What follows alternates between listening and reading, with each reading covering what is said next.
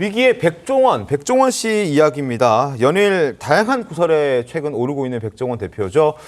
지난 13일 공식 홈페이지에 사과문을 게재한 지 불과 6일 만에 두 번째 사과문을 발표했다고 합니다. 논란 중에 하나였던 백종원 햄, 일명 백햄 생산은 중단하겠다는 내용이 담겨 있던데 영상 한번 보겠습니다. 45% 할인 행사를 해서 팔았을 때 정확하게 1,500원가량 남습니다. 회사는 돌아가야 될 거 아니에요. 그것까지 들어가면 사실은 거의 마진이 제로라고 하는 거는 자신 있게 말씀드릴 수 있어요. 어떻게 하든 한돈에서 비선호하는 부위를 많이 활용해서 쓰면서 한돈 농가에 도움을 주자는 취지로 했기 때문에 우리가 마진하고 상관없이 선물 세트로 많이 알려보자라는 취지로 한 거예요. 이 백햄 논란이 좀 있었죠. 주요 원재료였던 돼지고기, 고기 함량이 낮은 것 때문에 논란이 됐었는데 그 부분에 대해서 결국에는 이제 생산하지 않겠다라고 얘기를 했네요. 맞습니다. 백햄이 사실 굉장히 가성비 제품이라고 많이 광고를 했었는데 다른 타사의 동일 제품이랑 비교를 해보니까 돼지고기 함량도 적고 그리고 가격도 굉장히 비쌌던 겁니다. 그러다 보니까 이제 소비자들 사이에서 가성비 제품인 줄 알았는데 배신감 느낀다라는 굉장히 논란이 좀 이어졌고요. 결국에는 백종원 대표가 백햄은 더 이상 생산을 중단하겠다. 그리고 백햄을 대신할 다른 제품을 좀 새롭게 개발해서 돌아오겠다라고 밝혔습니다. 함량 논란도 있지만 원재료 논란도 백종원 대표 지금 받고 있잖아요. 논란들이 계속 지금 꼬리에 꼬리를 물고 있는데 결국에는 국산 돼지고기 브랜드 광고를 또 백종원 대표가 하고 있었는데 여기에서 또 하차를 했고 형사 입건까지 됐다고 하더라고요. 맞습니다. 총 2건의 형사 입건이 있었습니다. 모두 다 이제 원산지 표기법 위반인데요. 이 생산하고 있던 된장이 있었는데 여기에 된장이 우리 국내산 원재료로 만든 된장이다라고 홍보를 했는데 알고 보니까 중국산 메주를 사용한 것이에요. 그래서 원산지 표기법 위반 논란이 일었고요. 그리고 이제 낙지볶음 제품 역시도 모든 양파라든지 마늘 모든 원재료가 우리가 국내산이다라고 홍보를 했었거든요. 그런데 알고 보니까 이게 중국산 마늘을 사용했다라고 해서 또 논란이 됐습니다. 그래서 현재로서는 원산지 표기법 2건으로 이제 입건이 되어 있는 상황이고 이 된장을 생산하는 곳이 농업진흥구역이에요. 그래서 원칙적으로 모든 국내산 원재료를 사용해야만 여기서 생산 설비를 갖추고 생산할 수 있거든요. 그런데 이렇게 중국산 메주를 사용하다 보니까 농지법 위반에 대한 이야기도 나오고 있는 상황이고 추가적으로 만약에 국내산이 아님에도 불구하고 국내산으로 홍보했다라고 한다면 표시광고법 위반이 될 수도 있어요. 그래서 추가적인 입건이 될 가능성도 좀 남아있는 상황입니다. 그렇군요. 자, 그리고 또 하나 백 대표가 지금 운영하고 있는 식당 브랜드가 있는데 대단히 유명한 브랜드긴 합니다.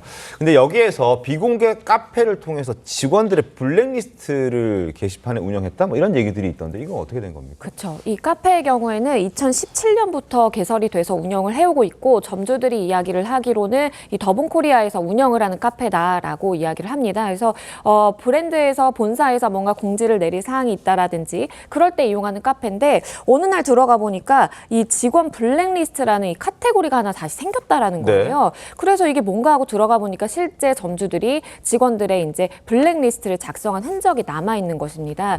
그래서 점주들은 일단은 이게 활성화되진 않았다라고는 이야기를 하고 있는 상황이고 브랜드 측에서도 우리가 점주들의 요청을 받아들여서 이러한 카테고리를 만든 바는 있지만 실제 많이 사용하진 않았다라고 이야기를 해요. 근데 이걸 뒤집어서 이제 생각을 해보면 실제 브랜드가 어떠한 본사가 그러한 것들을 작성하게끔 이렇게 판을 깔아줬다라고도 될 수 있는 그러게요. 부분이기 때문에 문제의 소지가 있어 보입니다.